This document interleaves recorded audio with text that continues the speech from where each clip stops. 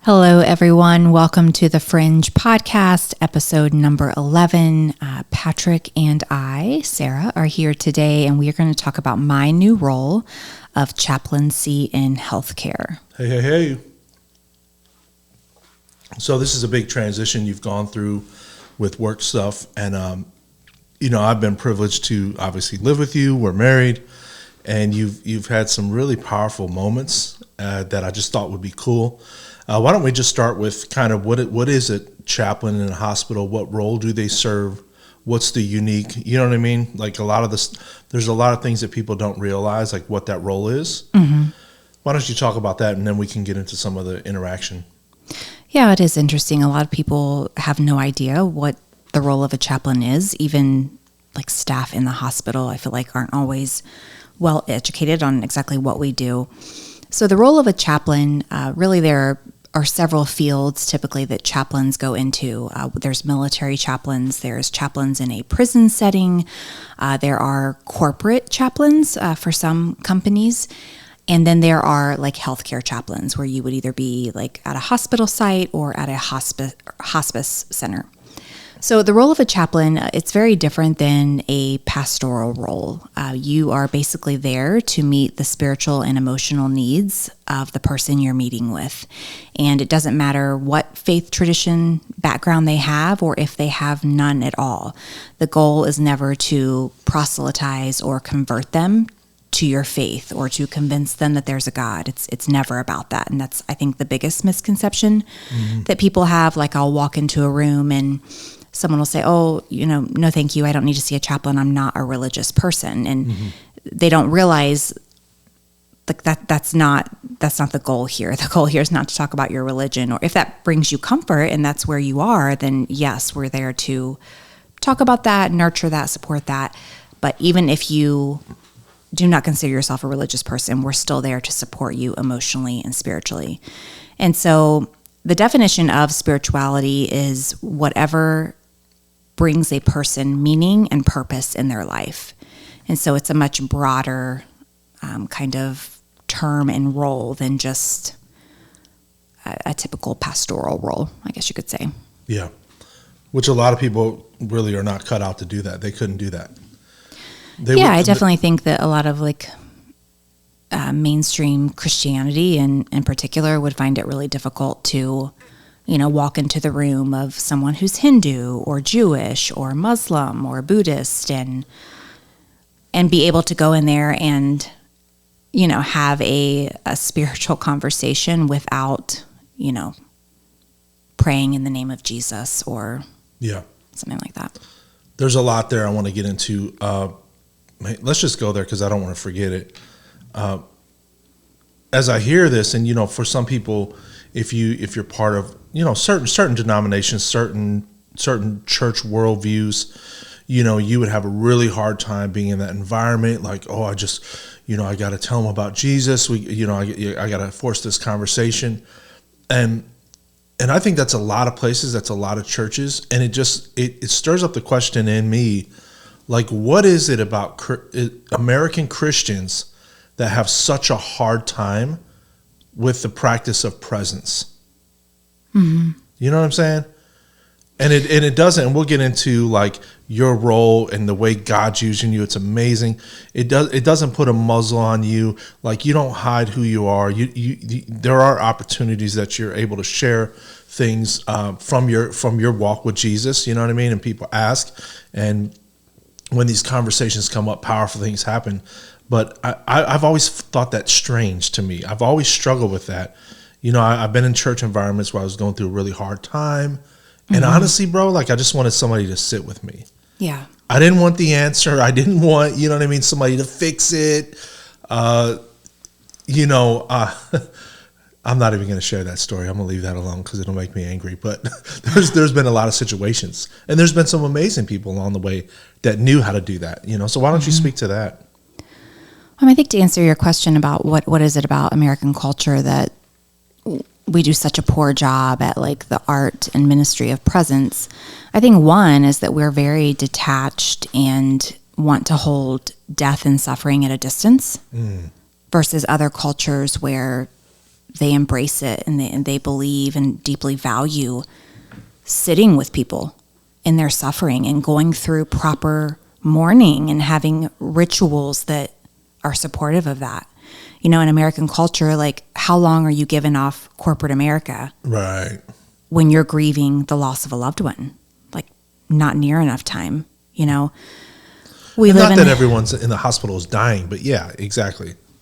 You know, we also live in a very fast-paced world where everything's accessible to us, like, right now, you know, like the whole Amazon culture. Like, you want something, you're going to have it on your doorstep in 48 hours, you know? And so I think this has gone on longer than that, though. Maybe. Like 20 years ago, I remember that. I remember those, some of those moments, they were before all that. And I wouldn't even say for me, it's not just American culture. It's specifically American Christian culture. A lot of it. And like, what is it about, you know, we just celebrated Good Friday, Easter Sunday was amazing. Part of the church calendar and going through Good Friday and all that stuff is to lean into the suffering for that weekend. But right. That weekend, you don't we're stay not there. We're not gonna sit in Saturday the other 11 months of the year. But Jesus practiced that. He practiced sitting with people in their suffering. You know, and like, I think that's why people struggle with that when they hear, to be a hospital chaplain or prison, you know, you did the prison chaplain job. You know, you weren't leading services for the Muslims. You weren't an imam, but you had to make sure they had whatever they need, that the room was opened. I don't know where I was going with that, but I've always struggled with that. Yeah, I think as a culture, we're just driven to, like, on to the next thing. Like, oh, well, that happened, but, you know, what's the next thing? And just not properly grieving and, providing space for that. I think, you know, for me, like, I think a lot of Christians would hear, like, about that role and be like, well, how could you not walk into a room and, you know, declare the gospel and share your faith in Jesus? And I do want to clarify that, like, as a chaplain, you are never expected to practice someone else's faith tradition if it, like, violates your own personal convictions. You can still be supportive of someone and provide them what they need for their faith practices without violating your own convictions, you know, and doing something that makes you spiritually uncomfortable. Like, there's never that pressure or that expectation. But I think for me, like, it's just knowing that, like, number one, that's not the role. Like, you're going to get fired if you're doing that, because if someone is of another faith, like, they have a right to be of that other faith, and you should respect that and honor that. So one, like, you're going to lose your job if you go around trying to convert people to your own personal beliefs, but it just doesn't work. Yeah. Like, let's just talk about the fact that, like, that doesn't work. Like, if someone is not receptive and they're not in a place of seeking that out for themselves or being willing to hear it, like, you're immediately going to close off any access you had for helping support them, because they don't want to deal with you. They don't want to hear anything else you have to say, you know. Well, there's stories in the Bible of Jesus even sending the crowds away because they weren't ready to receive what he had to say. And, you know, the book of Jude, when it talks about when you are sharing your faith, that you do it with gentleness and respect, right? And I think a lot of people forget that. And you could be bold and still be gentle and have respect and be sensitive to when people are, it's powerful. There's so many stories that you shared since you've been doing this with me that I thought were incredible. I've always believed, you know, that you can never impact somebody that you're not willing to interact with. You know what I'm saying? Like, a lot of people, they want to save the world, but you don't want to go share a coffee or sit with somebody while they're sick. You know what I mean? And, you know, there's a lot of stories that you've shared that are pretty powerful. And obviously, HIPAA, we got to protect people's identities and stuff like that. But there was one that you told me that I think it was another chaplain had told you about a family that had gone through this horrible tragedy, and they saw them. Why don't you share that? Because I think that's a really powerful story. Yeah. So she had gotten called in the middle of the night to the emergency room, which is often where you're called when you're woken up in the middle of the night. And a family had unexpectedly lost their teenage son. Like, it was just a tragedy. I'm not going to go into specifics, of course, for their protection, but it was not something, like, he had not been ill, and they never saw this coming. And she spent about 4 hours with the family that night. That ministry of caring presence in the room. You know, it's like God was already there, for sure, whether or not she was. But there's something symbolic about having that spiritual care person there that symbolizes God in a way, you know, and just being there for tissues, being there for running to get water, getting someone a warm blanket when they're shaking because they're physically shaking because of the trauma, you know. And anyway, she spent about 4 hours with that family, just being a person in the room. And not long after that, about a month later, she was out somewhere in public, and she was seated at a table, and that family had pulled in and like walked right past her. And she said they made eye contact, but didn't even recognize her. They didn't know it was her.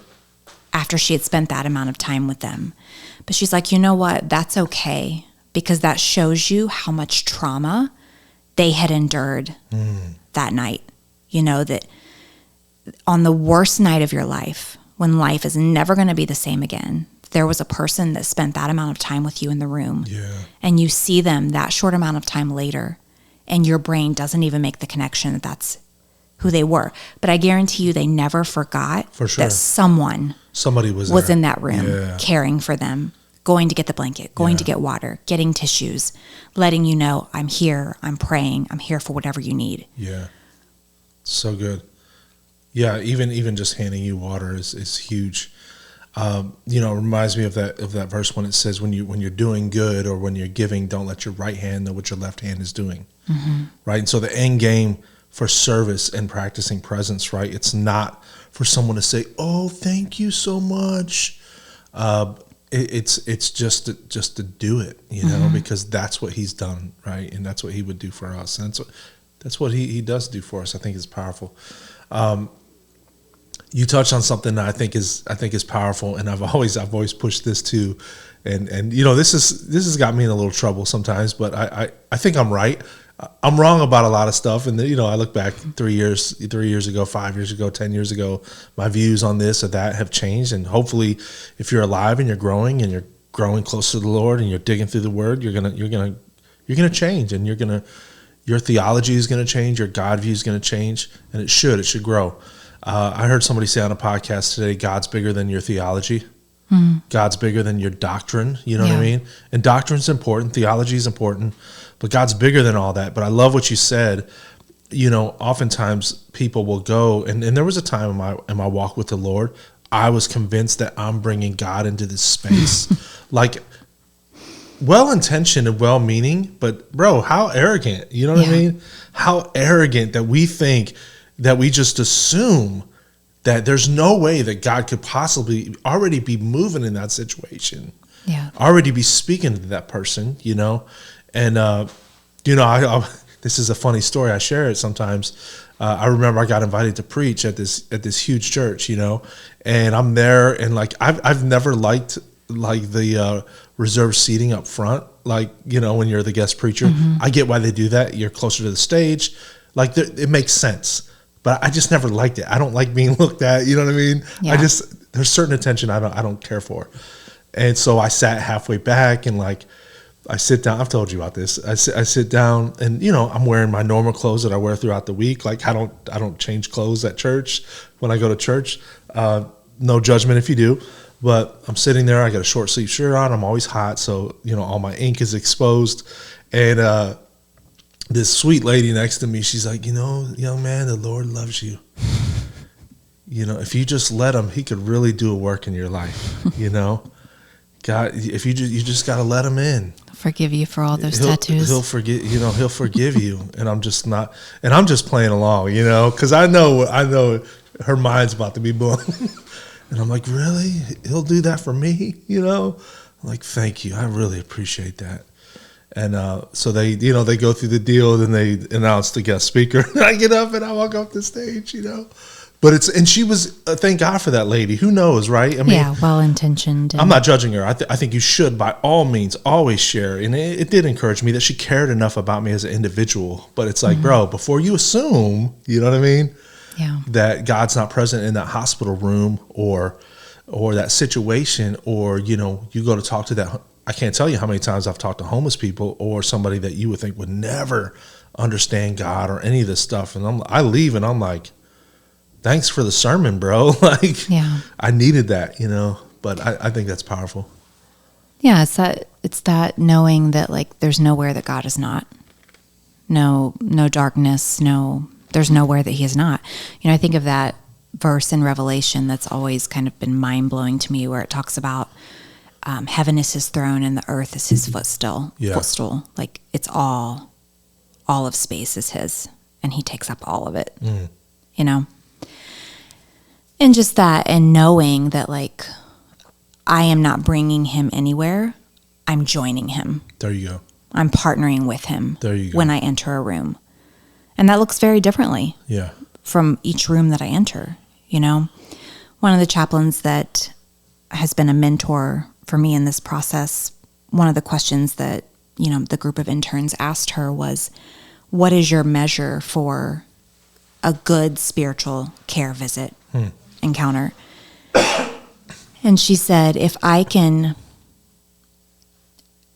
help improve, I'm trying to think of exactly how she said it. If I can help improve their spiritual condition in any way, if I can move the needle of their spiritual journey any further along, that's a good spiritual care visit. It's good.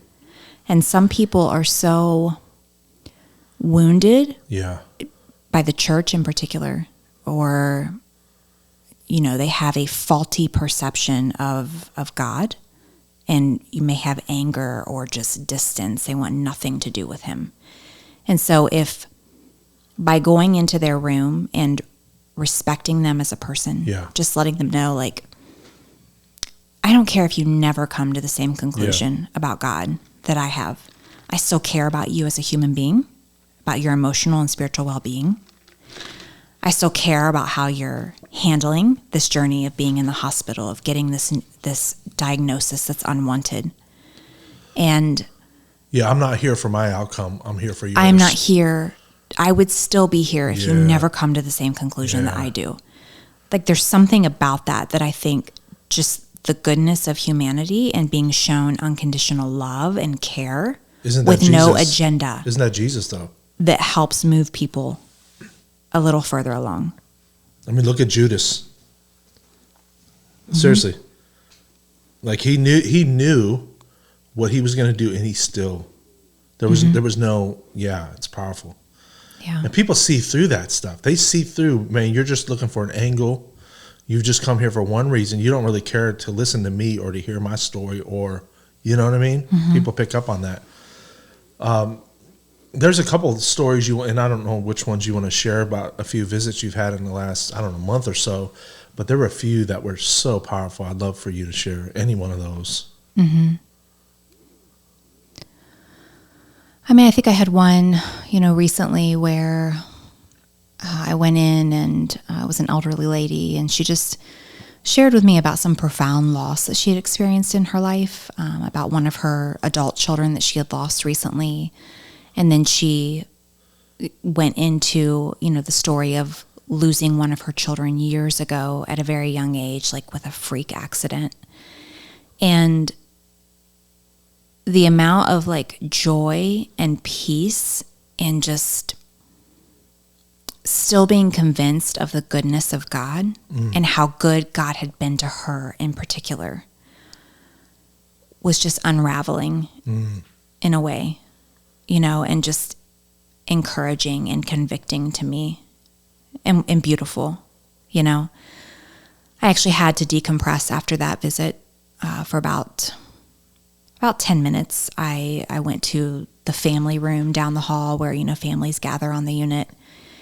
And, I could hear music being played, by guitar after that visit. And I came unglued, and just cried, allowed myself to cry for a good 5 minutes of just her grief journey and acknowledging the magnitude of those losses, but still like the joy that she holds on to. It's just, that's powerful. Mysterious and beautiful and heartbreaking and joyful all at the same time. And yeah, I really felt like that was healthy for me to do after coming out of that visit. And I'm really learning like that in this role, are the majority of visits like that? Are they all deep and meaningful? No. I mean, a lot of them are Walmart greeter exchanges. How are you?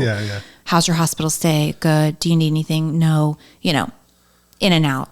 But a lot of them, an equal amount of them, are deep and meaningful, and you just never know where the conversation is going to go. But in the meantime, like my own spiritual care and self-care and checking in and making sure I'm processing in a healthy way and not internalizing everyone else's pain as my own is an extremely critical part of good chaplaincy. For sure. Yeah, I think that's a good part of being a pastor as well, like not internalizing everything. It's hard to do. Mm-hmm. That's a powerful story. And it reminds me, like, when you think about that verse that says, the joy of the Lord is my strength. Mm-hmm. Like, that sounds like a little cute thing you put on one of those distressed, pieces of wood that they sell in Hobby Lobby that the middle-aged woman hangs above her, sink at her home in the suburbs. But like, nah, man, like that's a different kind of joy. Mm-hmm. There's a potency when you have joy, when you've gone through suffering and tremendous suffering, and God's joy is not like happiness, right? Mm-hmm. It reminds me when Jesus says, peace I give to you. It's not the peace of the world, right? The joy God gives to us is not like the happiness of the world that's dependent upon whether I'm up or down. And when you meet somebody, and I've met a few people like that in my life, where they have been through horrible stuff and they still have joy, like it's potent, it's powerful. And it does. It like you feel the weight of that stuff, and it's very easy to get choked up. Yeah. And that's something where I can look at, man, you can't tell me God ain't real. Mm-hmm. There's no reason, bro. You should still be smiling after that. Yeah. There's no reason you should have hope after going through what you went through, ma'am. You know what I mean? And I think when the world sees that, like, that is attractive. And that is like, man, how do I get a hold of something like that? Mm-hmm. That no matter what happens in my life, that, man, like there's an anchor there. That's powerful. I love what you said about knowing how to, you're learning how to decompress and how to step away and how to, we're going to be going through the Practicing the Way series soon at the church. And it's where they teach you the spiritual disciplines, everything from fasting, giving, the importance of solitude, studying the scripture, sharing your faith. It's just very practical, good stuff. We're going to go through it in our house church gatherings we do each week. And when I think about the practice of solitude, like that's not something most people in the American church do either. Like it's just, no, we got to be busy, especially people. Hey, homegirl, those of you that are in ministry, pastors, leaders, worship leaders, man, this is for you.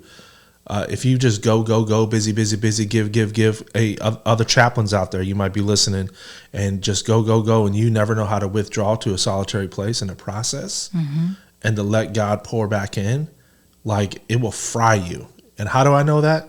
Because I've done it. Absolutely. We've done it, haven't we? Absolutely. Yeah, I mean, there's something about like I think when you're called to something, and I'm sure you can relate to this, like as a pastor, when you're doing sermons and things. Patrick's over there drinking his Starbucks. If you hear that, that's what that noise is. At least there's not a toilet flushing this time. So there's something energizing about it when you're operating in your calling. Yeah. And so like by the end of my shift, I am tired. Like I am done talking about deep and spiritual things. And I'm ready. Like you come home and I'm like, oh, I got this message. I got this thought. You're like, hey. But it's a good tired. Yeah. And it's not depleting. For sure. And that's how you know, like, when you're operating in, like, your gifting and your calling, because those visits energize me. Yeah. Well, they pour into you. Yeah. Like that woman, you know, that story you told about that woman, like, that did something to you. That gave you something. Mm-hmm. Is there one more story that you want to share that maybe an interaction? I think there was a man you were telling me about, somebody that just exuded, like, peace. You were telling me about somebody. Or was it her? Well, I mean, something that happened recently that it's just such a dear, like,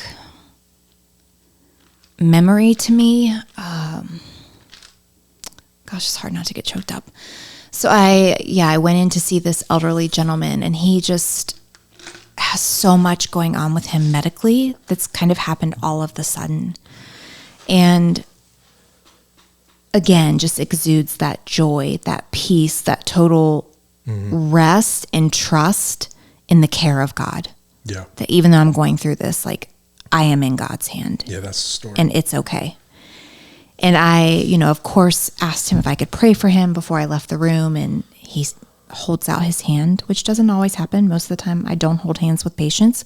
But if that's comforting to them and that's what they want, then I do that. My husband's laughing because he thinks I don't hug enough. I'm not a hugger. Okay, I didn't grow up in a family of huggers. He grew up in a family that hugs every 5 minutes. We all need hugs. That's just our difference. But thugs need hugs. But he held out his hand, and so of course I grabbed it, and I pray for him, and then immediately, without even asking, he starts praying for me. And at the end of his prayer, he had a tear rolling down his cheek, and so I wiped his tear, and I just looked him in the eye and told him, "Thank you. I have never had a patient pray for me. And that is so meaningful to me. That means so much to me. You've made my day," you know? Yeah, just the sweetness and, like, dearness of those exchanges, Yeah, it's powerful. And some of them are, like, totally off the wall. Sometimes people confess things that you never saw coming, and you're like, whoa, how do I... That's an awkward turtle. Keep a poker face in this moment. Yeah. And, you have to laugh sometimes with other chaplains that you work with, because that's part of survival in healthcare. Always with, of course, respecting the dignity of the patient and not divulging too much detail. But there's humor in healthcare, because there's a lot of sadness too, and you have to have that to, like, to balance it all out. And so, yeah, you just never know what you're going to walk into, and that's part of what I love about it. For sure. It was funny. You had called me the other day, and you were like, you were really struggling, and just like, it felt like a very slow day. You had that real high where you had these powerful interactions, and then the next day, I think it was like the Walmart greetings or whatever, and you were there, right? You know the conversation, and like, I want to encourage somebody out there that's listening to this, when you're in the river of what God's called you to do, it doesn't mean that every day you're going to be you're going to be whitewater rafting. You know what I mean? Like, some days, like, it's going to seem monotonous, and there's not, like, I wish somebody would have told me early on in ministry, like, bro, every day is not going to be a high, and that's okay. That's not that's normal, and real life is not like that. Nobody is on a high every day. But I think that, like, I was talking to Eliana the other day, I think on the podcast actually, and I was asking her what's one of her favorite Bible stories. I don't know if it was the podcast or we were just talking, but she said she loved the story of Moses in the burning bush.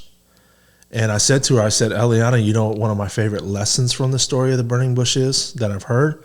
It's that the burning bush is a reminder that the world is on fire with God all around us. Sometimes we just don't have the eyes to see it or the ears to hear it. And there's bushes burning all around us if we'll just stop and take off our shoes and realize that everywhere we go is sacred ground. Even the, hey, how's your day going? Fine. You know what I mean? Yeah, those days are almost more, like, draining, because I'm an introvert. And so... Feels forced. Peopling can be tiring, but the work is energizing. But when the work doesn't have any balance of feeling meaningful, that can be fatiguing. And that day in particular, very early in the day, I had a family member very quickly tell me upon entering the room that they didn't need a chaplain, they needed a doctor. And, like at first I was like, well, you do need a chaplain actually, but no, I was very polite and respected and just said, okay, well, if anything changes and, you want to see us, you can always call for us. But looking back, like his spouse was in a pretty dire health situation, without going into any further specifics. And I think it was more, I don't think he was trying to be hostile towards me. I think one, he was probably frustrated with the medical care process, because there's testing and then there's waiting on testing and then there's waiting on the doctor to come around and give you the results. And sometimes when there's urgency and family has that pressure of like something needs to be done right now, to make sure this person lives, it can feel like things are being delayed and things aren't moving, as fast as they should. And so I think some of it was that. And oftentimes people associate chaplains with death. They think when a chaplain's coming in that like, oh my God, am I dying? And they haven't told me. And so I think it was, a little bit of a mix of that. But the reason I say that is like, it's important, one, to know that like, not every day is going to feel like a bunch of wins. And it's not about you. It's not about you, because for every one patient who doesn't want a chaplain or is maybe even hostile to the idea, there are 10 that it's going to mean the world to them that you walked into their bedside. And I think that's just good ministry perspective for sure in general. Well, even if you are sharing your faith out in the world, like just because you get rejected by one person, don't be discouraged and think that everybody else doesn't want to hear it, right? I mean, I had somebody trolling me on TikTok recently. I don't know if you saw that, but clearly trolling. I post these little sermon clips, and it wasn't anything meant to provoke anybody. It really was. I don't see what the agitation was, but it's spiritual, right? When people are living in darkness and they got them spirits on them, they hear stuff and stuff that's anointed. And I'm not saying I'm the best preacher, but God's in what we're doing, and them spirits get agitated. How do I know? Because I used to have them spirits, And this person is just writing this crazy off the wall stuff on my page. I left it up too, and they said it was something very offensive and sacrilegious, and my response wasn't like, "I rebuke you, Satan." I responded. I said, "Hey, I appreciate you stopping by the page. I'm praying for you. Anybody's welcome here. And so it goes in this back and forth, and eventually I just gave up. But it's like, just because that one person rejects you, and oftentimes, and you and I know this because we've been doing this gritty kind of ministry for a while. Those people that are lashing out, there's a root to why. There's a backstory. Yeah. I had a guy who, I actually only had one person decline prayer when I've offered to, and I don't offer to pray in every room. A lot of times I'll say, is there anything I can do to help support you emotionally and spiritually? And a lot of times people will say, you could pray with me, you know? And sometimes if I feel led to, I'll say, can I pray for you? But this was the only encounter where someone's actually said, no, I'm good. That they didn't want me to pray, which was fine. And so I ended up, staying a little bit longer than I thought the visit was going to go. But like, he ended up opening up to me about all of this corrupt church stuff that he had seen growing up in the church and how he had been estranged from it for some time, And so we just talked through that as two people, not a chaplain patient, but just as, two people on a spiritual journey. And I think the visit was meaningful for him. Absolutely. But yeah, you never know like why someone's hostile towards God or the ideal of being spiritual. And I for sure never want anyone to leave an encounter with me more hostile because of something I said or did. Definitely. So true. Yeah, I want to say, like, just as your husband, like, I love you and I'm proud of you. And it brings joy to my heart to see you, like, doing something that makes you feel alive. Thanks. And I know that you are called to do this. And God has anointed you to do this. And, like, you are a magnificent light in that place. Thanks. And all of your life experience, the prison stuff, you being a nurse, it's like a culmination of all of it was for this. You know what I mean? And those patients are, I'm not trying to get choked up, but those patients are lucky to have you. Thank you. And God has sent you into that place. You know what I mean? And so I think about some of the tragic hospital moments I've had with family, you know, when I was in prison, when my brother was killed, like if they would have had a chaplain like you know what I mean? Stuff with my mom, and the guy was great, but it wasn't, you know, it's powerful. And I think we would be remiss to not shout out some chaplains that have impacted us. And so I want to shout out a couple chaplains. Shout out to Chaplain Gregory Clark, man, my homeboy, my juvenile prison chaplain, man.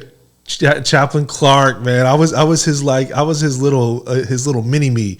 I did everything to help him, and I helped him set up and tear it up. That dude was amazing. I love him. Still talk to him online. Him and his wife, amazing. They really discipled me and helped me. Prison chaplains, amazing guys. My chaplain at Tico, what was his name? Oh, I'm drawing a blank. But shout out to Dave Priest, who kind of served as a chaplain as well. And Chaplain Tate, man, who was not a chaplain, and you could speak about him being a chaplain, but it's funny. One of the juvenile correction officers that was in the prison that I was in ended up being a chaplain for you later in life. So wild. It's just crazy. So wild. So why don't you speak about, you know, the impact of chaplains, particularly in the prison system, how they've impacted you, and it's powerful. Yeah, Chaplain John Tate, for sure. When I wrote so I had to write some essays when I was applying for residency for this fall, and they wanted to know, you know, who are the people that have impacted you the most spiritually, and for sure, it's John Tate. It always will be. So he was the prison at Dayton Correctional when I had to serve time there. This was back in, I don't know, 2012-ish. So it's been some time, but there's a couple key things that like stand out to me about him. One is that when you are in a prison setting, you are only called by your last name. And there's something very like dehumanizing about it. For sure.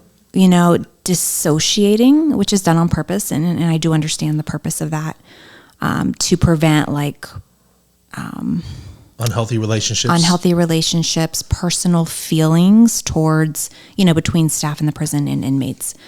But he always called us by our first name.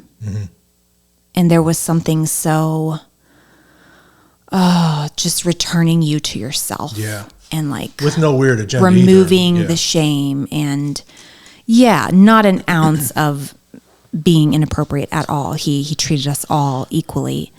But the other thing about him was he was ex-military, and you know, when he felt God calling him to the pastoral role, he's like, are you crazy? Like me? Like, no, you know, he was so comfortable in his identity in Christ and his humanness and his flaws, and that God loved him in spite of all of that. And he never put on airs or pretense and just so much of like, I had never seen like raw authenticity and vulnerability from a Christian. Yeah.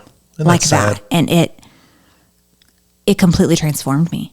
It really did. Along with other things, you know, that happened in my life during that time. But yeah. And then when I became a contract chaplain at Dayton Correctional, on the other side of my incarceration, obviously he sent me a Bible there because he found out. And, he's a chaplain up at Northeast pre-release. Is he still there now?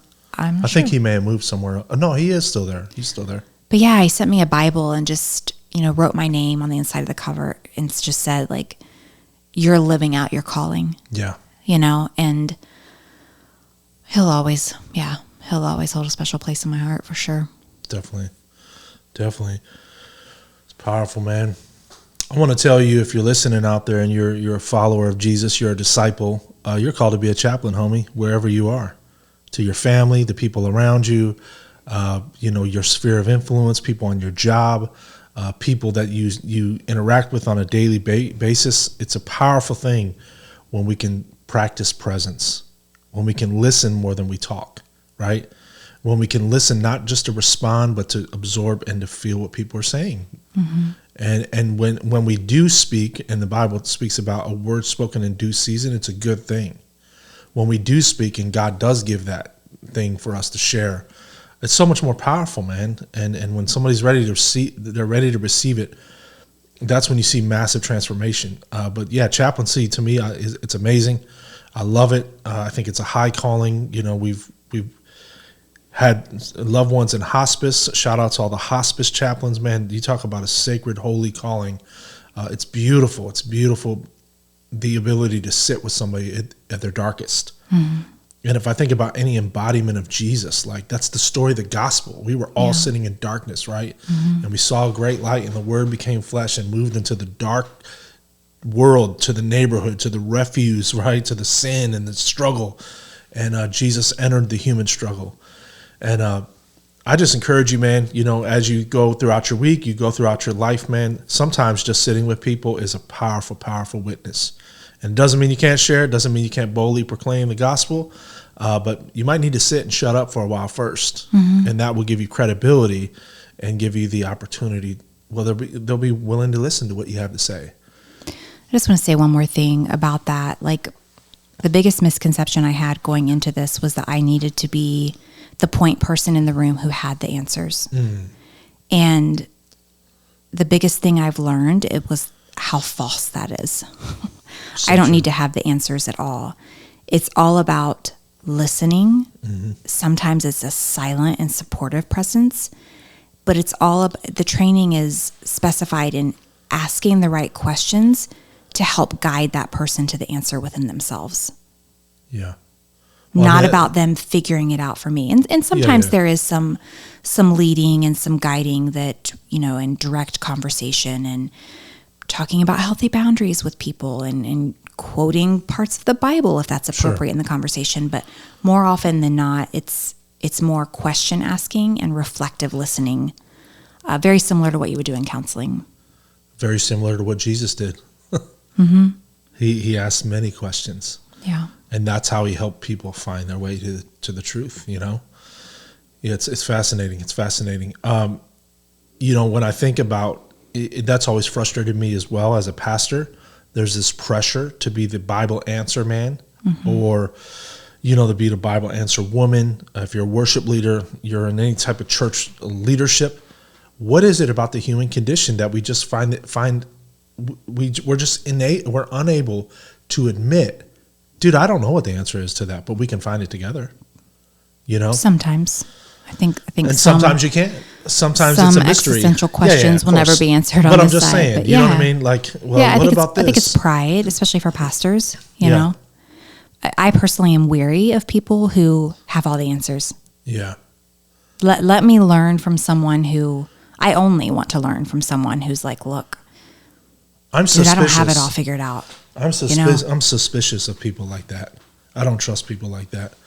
Because if you can't be vulnerable, how do I even know that you have the lived experience of what you're even talking about? Mm-hmm. You know?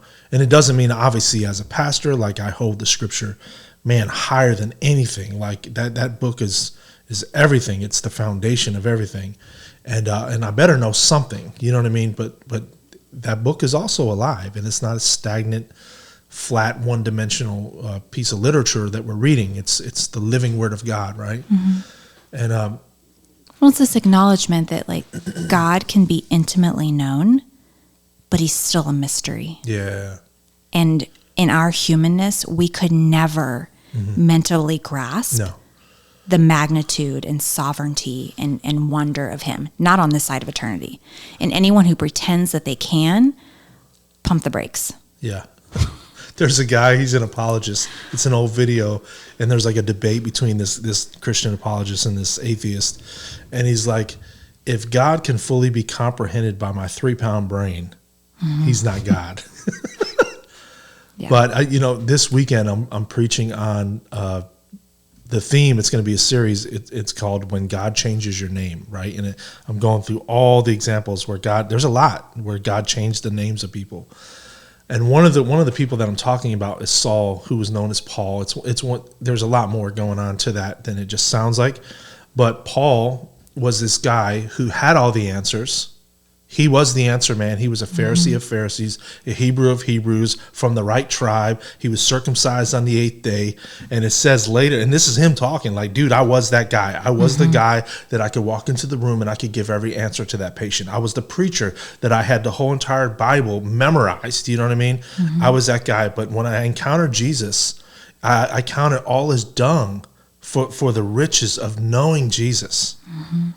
So you can have all the theology and the scriptural understanding in the world, but if you walk into that hospital room or I walk behind that pulpit and I don't know Jesus, it doesn't mean anything. But when you do, there's power in that. And you're going to have many, and you've worked in the hospital as a nurse, you know there's going to be some heavy stuff you'll experience on this journey, but you have him with you and you know Jesus, and that is going to translate, and that's going to be powerful. And so, it's awesome. I'm excited about this journey for you. Yeah, for sure. Me too. Any other final thoughts before we wrap up?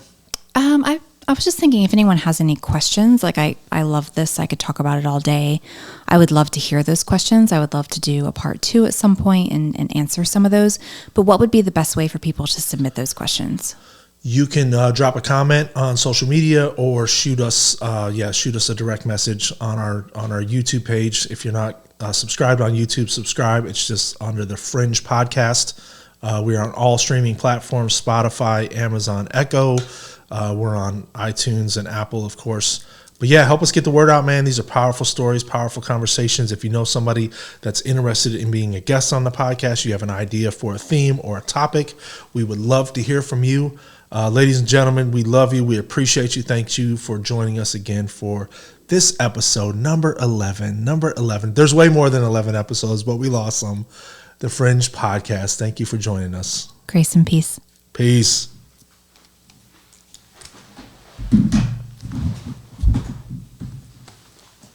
Was it good?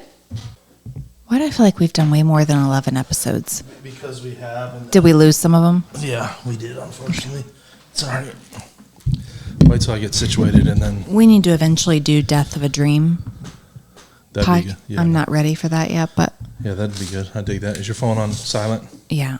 I'm ready for it. I'm not ready to talk publicly about it. Yeah. I guess is. Yeah. Okay, we're good. What are you looking at?